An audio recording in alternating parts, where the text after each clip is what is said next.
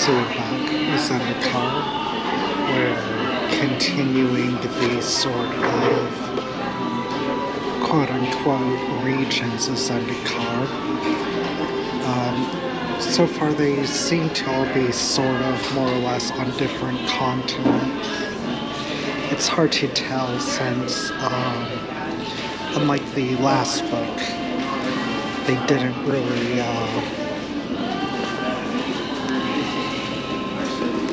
provide us with a map.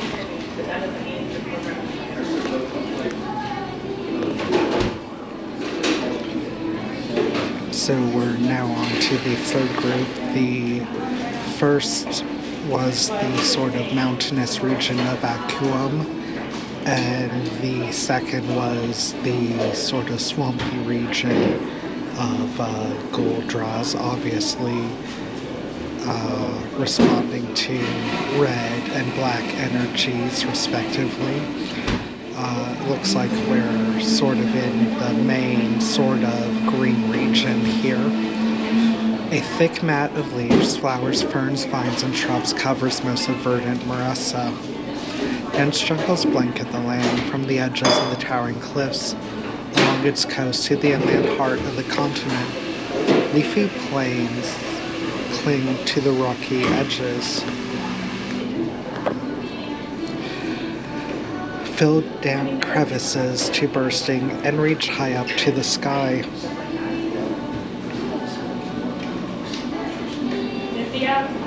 Where they clutch at floating rocks and worn quivering stones, clinging vines wind through deep valleys, up cliff walls, and down into the caverns in the earth where they hang in midair.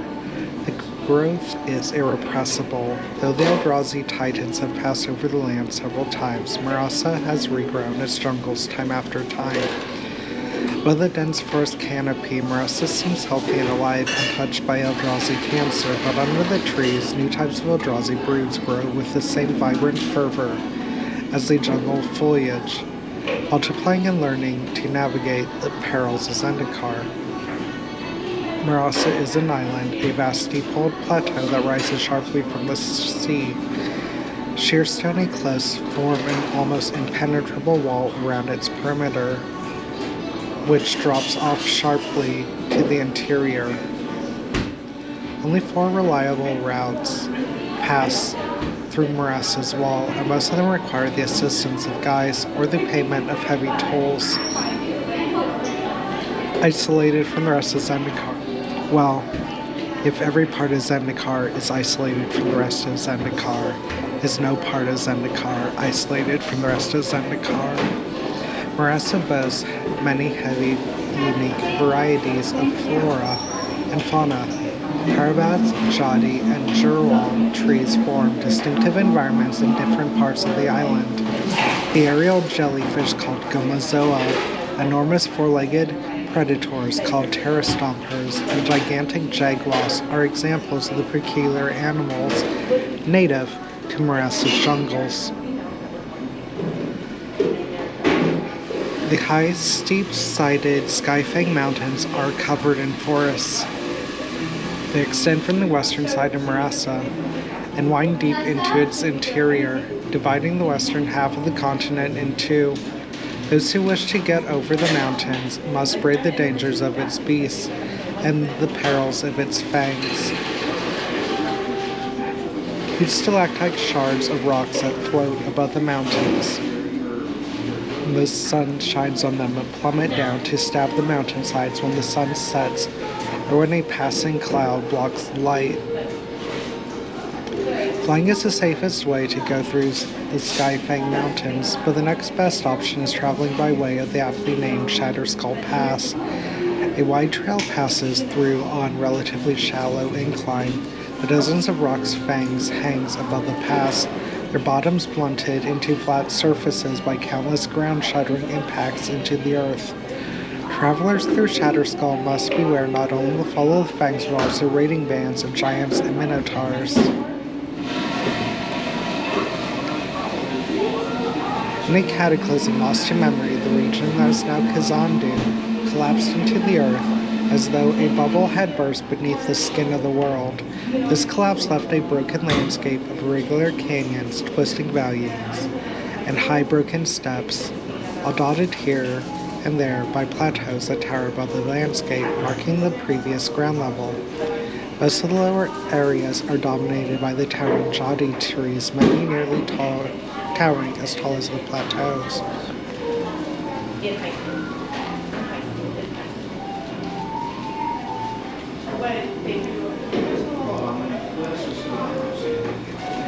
The jadi trees form an enormous web of branches, capable of supporting whole villages of elves. Countless plants grow on their branches.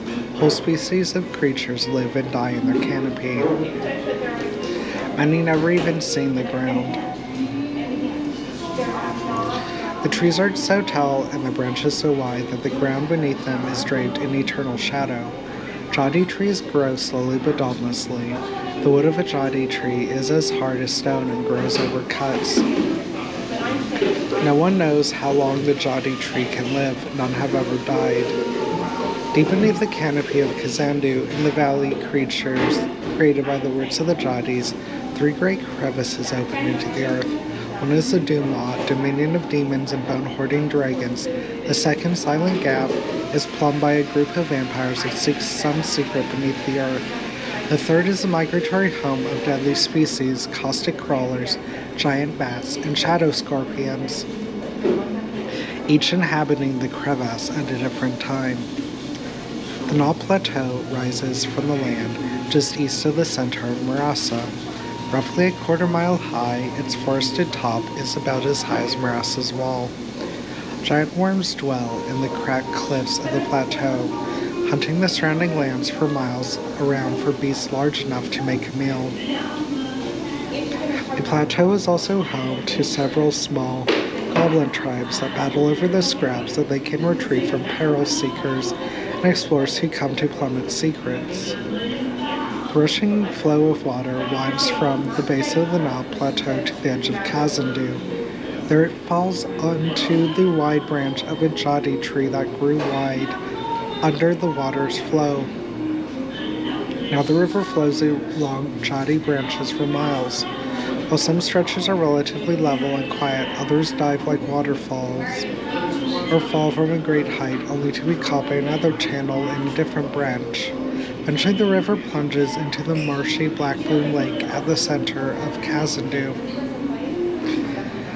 A section of Marasa's walls on the eastern side of the island is cracked and broken into thousands of massive pillars, the tops of which grassy plains buffeted by sea winds. For generations, the clan of Kor dwelt atop the pillars, living a simple herder's lifestyle, a strange blend of the pastoral and perilous. They crossed by the pillars on bridges, crafted of rope and bone, where they swung from leaning monoliths to cross the gaps that their oxen could simply leap. Living in simple tents and herding the hardy, pillar-filled oxen, they received all else they needed through trade with travelers through Thunder Gap. Now the campsites are abandoned, the oxen run feral across pillar fields, and only a memory of the core haunts the pillar plains. The Vazi River rushes down a sloping and twisting canyon to crash into the sea. The river splits many times as it passes through the pillar plains, but these side channels typically rejoin with the river into crashing waterfalls. Its waters are difficult but navigable for a few miles inland from the ocean. But after that, most of its length consists of thundering rapids supplanted by roaring waterfalls from the top of the wall and from higher side channels.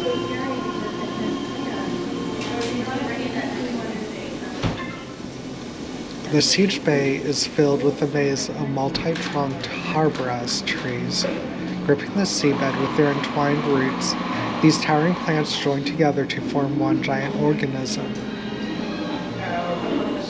The harvest trees grow blade-shaped prows on their seaward sides that cut the giant waves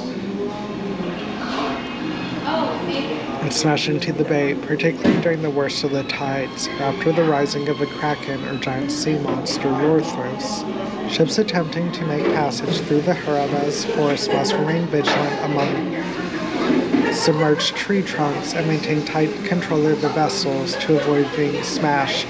Making passage during the changing of tides, a storm, or manifestation of unpredictable royal spells certain doom. Elves of the Tedgeru tribe and their merfolk allies often attempt to mark the safest route through the bay, but new hazards arise all too often. If the elves spot a sundered ship, they quickly try to save the crew, but no elf risks travel through the Harabaz forest at night or when water is rough.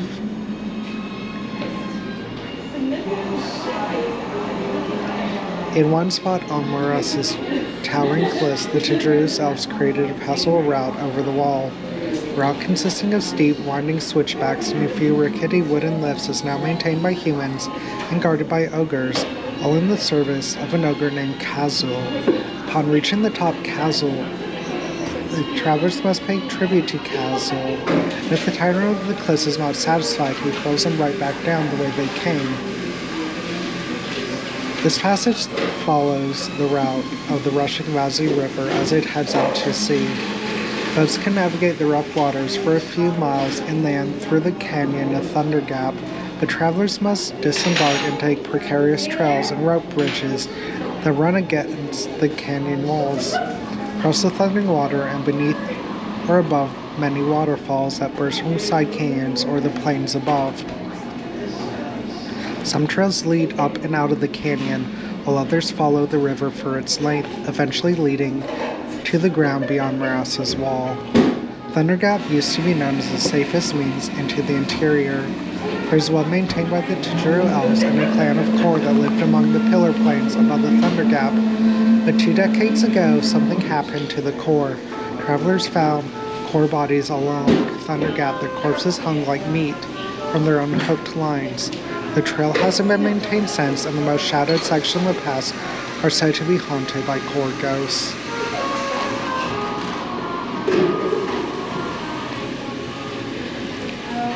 I'm imagining it. I feel they reused that inset picture in an earlier section.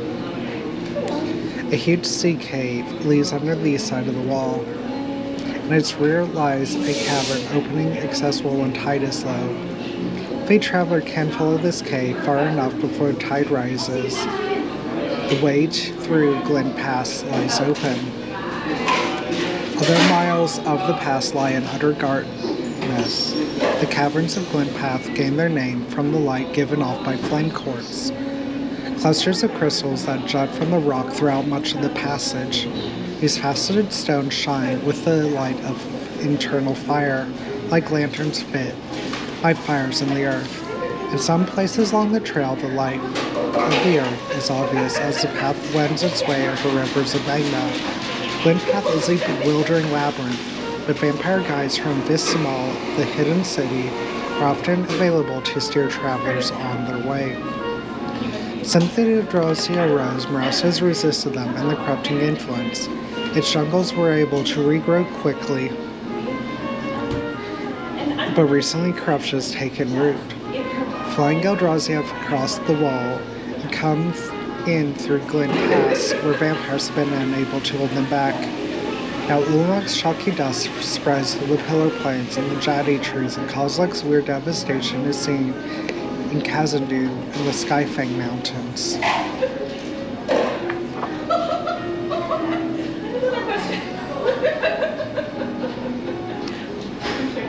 I guess this is supposed to be emblematic, as it's more or less the cover of the book.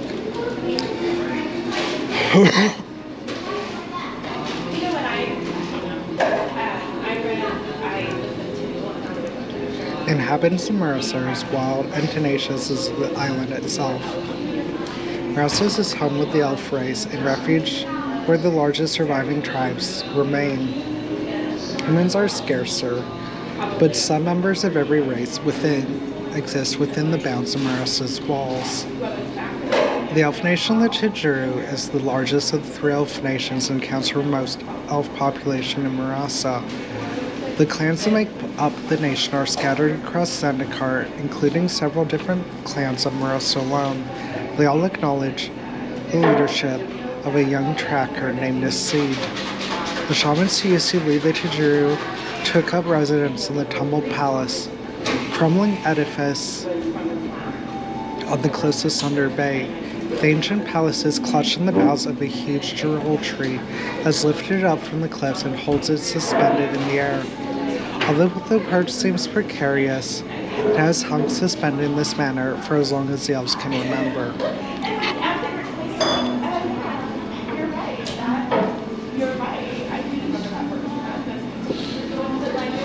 Jewel trees glow on cliffsides and rock outcroppings across Marasa.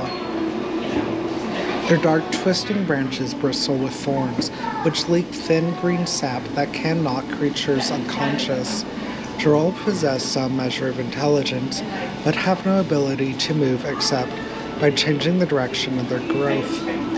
The Droll beneath the tumbled palace has been trying to push that edifice into the sea for centuries, for reasons unknown to the elves. In fact, the palace holds remains of Eldrazi corruption, which might have affected past speakers and possibly accounts for Nasid's mistrust of the place. The Droll, like most of Zendikar, are simply trying to purge the Eldrazi influence, but the magic of the palace has presented it.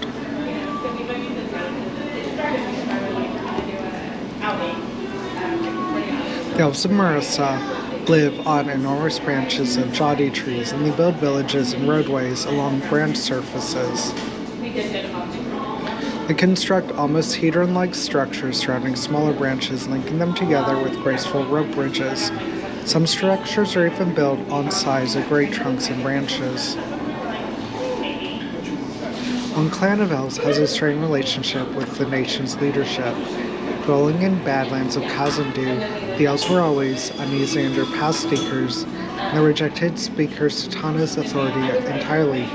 Since Nasid's selection as the new leader, she has made overtures to the Kazandu and begun a slow process of reconciliation. The fact that Nascend is not a shaman might be a factor.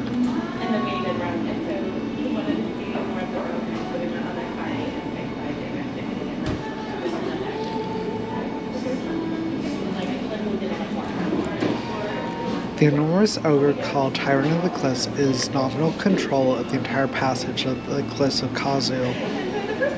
Kazu is smarter than other ogres, and no less cruel. He enjoys throwing his weight around and maintains his hold on the cliffs by being stronger than any challenger thus far. In addition to the passage up the cliffs, Kazu claims ownership of a network of mines. Sagens being slaves of all races, purchased from North Hada of Zulapur to toil in the mines and carry ore to sell in Seagate and Cabria. Ramusa Falls is a raging torrent of water that cascades off the southern side of the Naw Plateau. At the top of the falls is a scattering of brick shops and dwellings, a mining town inhabited by humans and a few Chijuru elves. Mines themselves are crude, shallow caves dug into the cliff face to extract iron ore from the rock. The fast-flowing water turns gigantic wheels along the length of the falls, which operate great winches to lift miners and their extracted ore to and from the mines. Unable to compete with Kazel in larger markets, the people of Ramunza process and work metal themselves, selling finished goods to elves or traders from other lands. Each summer, giant jaguars come to the cliff and use abandoned mine for nests. As they protect their nests, the aggressive adult wasps can be a serious hazard to miners. The larvae actually help the mining operations. The larvae secrete a viscous, highly acidic substance that eats into the rock and expose seams of ore that were previously undiscovered. Once the larvae mature and leave, new mines are often begun in the caves they abandon. Glen Pass opens into the ancient structure of flooded diamond-shaped passages on the interior side of Mirasa's wall. Beyond this maze lies Vismal, a vampire settlement carefully concealed by its inhabitants. The vampires keep to themselves and protect their city from any intruders, but they hire themselves out as guides to travelers trying to get through the pass, steering their clans well clear of the hidden city. For the first months in the Eldrazi rampage, Marausa remained relatively free of their influence. Its wall provided a difficult barrier for the Eldrazi to cross, and its jungles resisted their corruption. As a result, many refugees from the devastated regions of Sejuri, Balaget, and other besieged areas have found their way to Marausa. A handful of scattered encampments have been established among the towering Jadi trees and on the pillar plains, often gathered around hedrons that lie on or near the ground. These are often no more than tents or crude huts surrounded by makeshift wooden palisades or walls of unmortared stone. Members of all races come together in these shelters for mutual protection.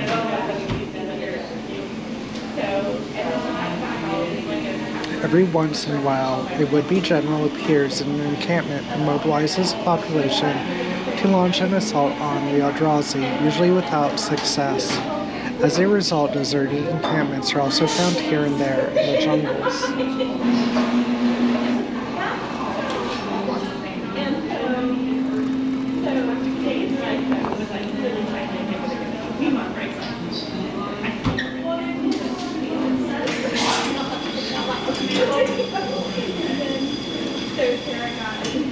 The Singing City is a cyclopean maze of strange structures and tumbled towers hidden somewhere near the center of the enormous Gnaw Plateau.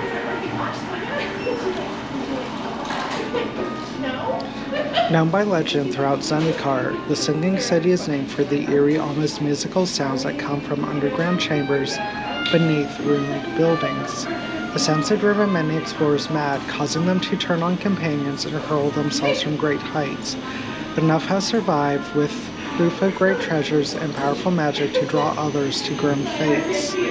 Goblin tribes dwell around the ruin, offering aid to those who would enter the city, and then hovering like vultures in surrounding trees, waiting for their chance to pick up the pieces.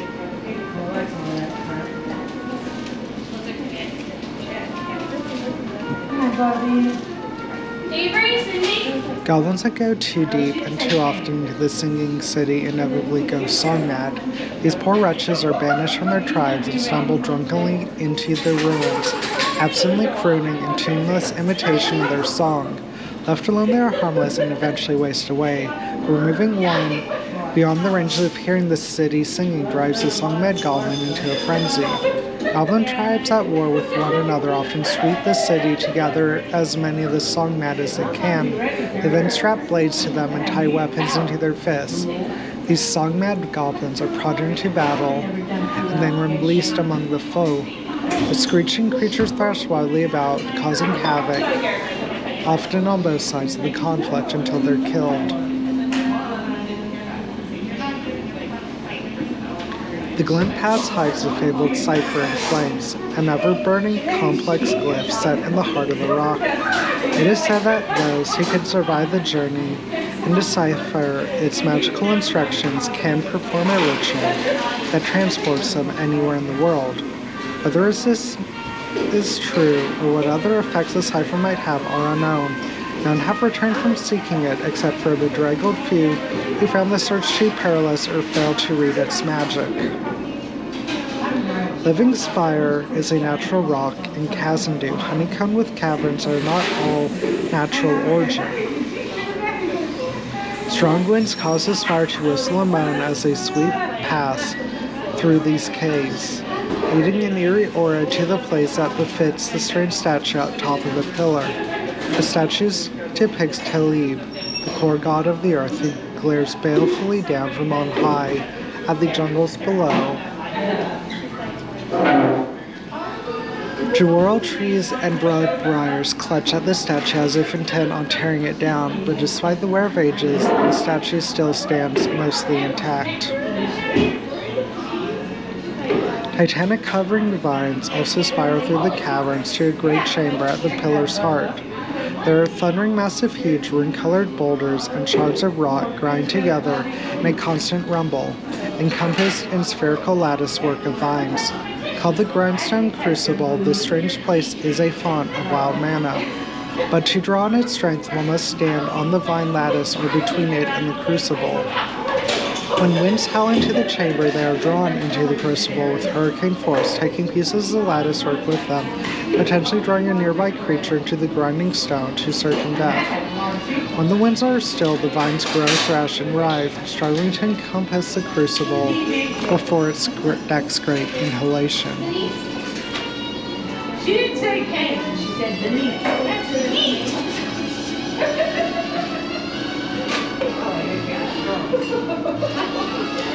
Oh, you got hot chocolate? Oh, I guess you don't need it. No. Hey. No, sir. It's like cocoa. This isn't. See, it doesn't have whipped cream. I'm unsure. That was only one sort of region there. I don't know why, but I remember they're hot But that was quite long. We might go ahead and call it here. And hopefully next time we'll go ahead and finish the rest of the sites of Zendikar.